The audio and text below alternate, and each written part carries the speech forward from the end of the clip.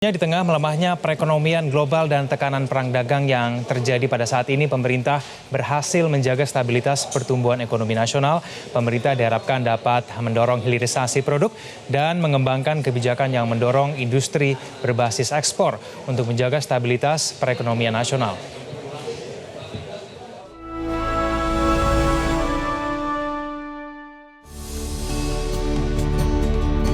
Menjaga stabilitas pertumbuhan ekonomi Indonesia di tengah merosotnya perekonomian global bukan merupakan suatu hal yang mudah. Sejak tahun 2016 hingga kuartal kedua 2019, pemerintah Indonesia berhasil menjaga stabilitas pertumbuhan ekonomi di kisaran 5%. Padahal sejumlah negara berkembang tak mampu menjaga momentum pertumbuhannya akibat tekanan perang dagang yang terjadi antara Amerika Serikat dan mitra dagangnya. Laju pertumbuhan ekonomi Indonesia disumbangkan oleh sejumlah sektor non-migas, mulai dari industri pengolahan, pertanian, kehutanan, dan perikanan, serta perdagangan. Di kuartal kedua 2019, pertumbuhan industri pengolahan dipengaruhi oleh naiknya industri makanan, minuman, serta industri tekstil.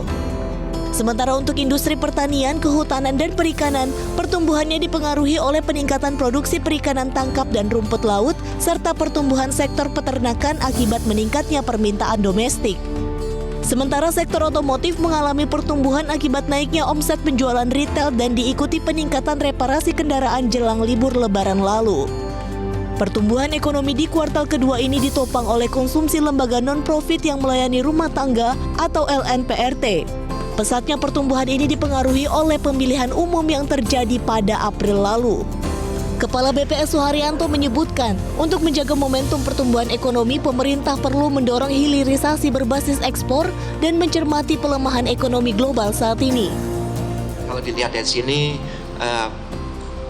kita perlu mempertahankan apa yang sudah bagus dan perlu membenahi apa-apa yang masih menjadi PR.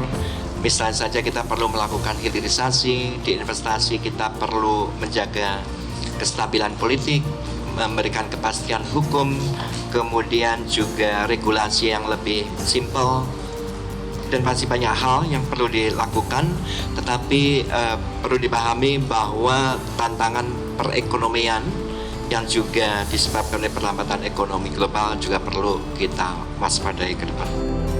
Di kuartal kedua ini, kontribusi yang diberikan oleh Pulau Jawa masih mendominasi pertumbuhan ekonomi nasional. Hingga di akhir tahun 2019 ini, pemerintah optimistis pertumbuhan ekonomi tetap akan terjaga di kisaran 5%. Dari Jakarta, Tim Liputan, Metro TV.